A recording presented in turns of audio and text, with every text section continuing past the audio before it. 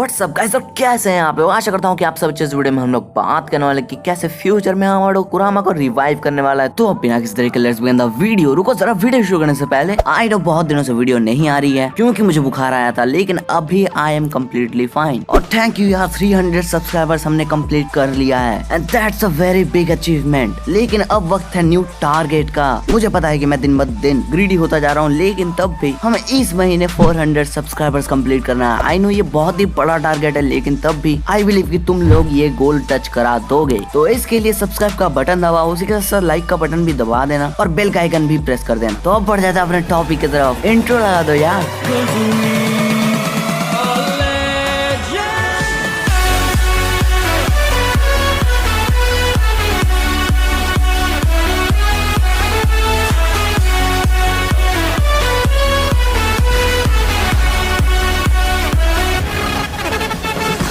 तो पहला ही क्वेश्चन हमारे सामने ये आता है कि आमाडो ये चीज करने कैसे वाला है। देखो, हमें शुरू से ये बताया गया है कि आमाडो एक काफी ज्यादा इंटेलिजेंट साइंटिस्ट है और सबसे ज्यादा इंटेलिजेंट साइंटिस्ट उसे उसके इन्वेंशंस बनाता है। और कारा में जितने भी मेंबर्स थे उन्हें आमाडो ने मॉडिफाई करके उन्हें डबल पावरफुल या फिर कहे तो बहुत ज्यादा पावरफुल बना दिया था। फॉर एग्जाम्पल हम ले सकते हैं कावाकी, डेल्टा, बोरो, डीपा एंड एक्सेट्रा एक्सेट्रा। और आमाडो का स्पेशलिटी उसका इन्वेंशन ही है। और ऊपर से आमाडो काफी सारी चीजों को कॉपी भी कर चुका है। फॉर एग्जाम्पल उसने कोड को ऐसा एबिलिटी दिया है जिससे कि वो फोर्थ होकागे के फ्लाइंग राइजन टेक्निक जैसा ही है, जिससे कि कोड ट्रांसपोर्टेशन निंजत्सु परफॉर्म कर सकता है। और उसने एक रिनेगन एबिलिटी भी कॉपी किया है और उसको डेल्टा के आई में इम्प्लांट कर दिया था। और उसका सबसे बड़ा अचीवमेंट ये है कि उसने कारमा को कॉपी किया है। कारमा जो कि खुद में एक काफी कॉम्प्लिकेटेड सा चीज है, जिसमें कि एक ओत्सुत्सुकी अपना कंप्रेस डाटा किसी ह्यूमन बीइंग पर लगा के उस ह्यूमन बीइंग के बॉडी में स्लोली रेजरेक्ट होता है। और इसी वजह से कारमा को कॉपी करना is not a joke at all. तो इसी चीज को हम लोग बेस मानते हुए ये देख सकते हैं कि आमाडो जिसने कारमा को कॉपी कर दिया है, वो कुरामा का चाकरा भी कॉपी करके एक नया कुरामा बना सकता है। हमें पता है कि नारुतो के फेस पर जो विस्कर्स थे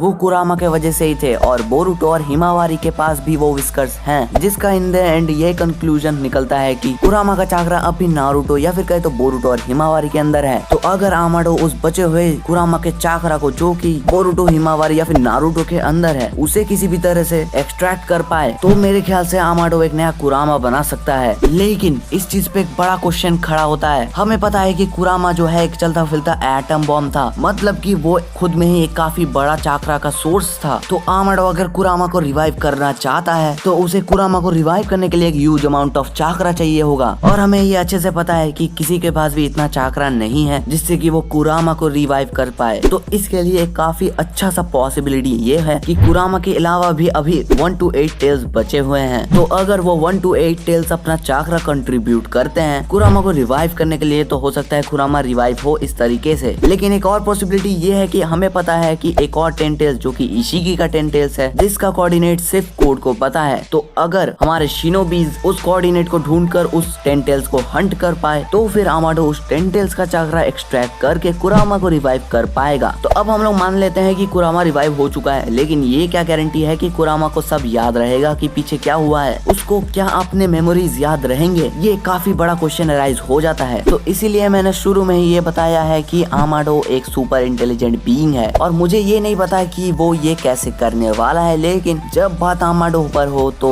कुछ भी इम्पॉसिबल नहीं रह जाता। और नेक्स्ट प्रॉब्लम जो कि राइज होता है वो है कुरामा का जिंचुरिकी कौन बनेगा। ऑफ कोर्स नारुतो बनेगा, लेकिन अगर तब तक नारुतो ना रहे, मतलब कि अगर नारुतो मर जाए, तो फिर कौन बनेगा कुरामा का जिंचुरिकी? मेरे ख्याल से कुरामा का जिंचुरिकी या तो हिमावारी या फिर कावाकी होगा। बोरुतो का चांस काफी ज्यादा कम है क्योंकि बोरुतो सास्की के चले हुए रास्ते पर जा रहा है। तो मेरे ख्याल से ये दोनों बन सकते हैं। बाकी जो भी मैंने इस वीडियो में कहा है वो सिर्फ एक पॉसिबिलिटी है, असली बात सिर्फ किशिमोटो जानते हैं। तो आई होप आप लोगों को ये पूरा वीडियो का थ्योरी जो है ये समझ में आ चुका होगा। और अगर आपको ये वाला वीडियो अच्छा लगा तो वीडियो को लाइक कर देना, चैनल को सब्सक्राइब करना, क्योंकि ये नया टारगेट है 400 सब्सक्राइबर्स। आई नो तुम लोग पूरा कर दोगे। तो मिलते हैं नेक्स्ट वीडियो में। Peace out.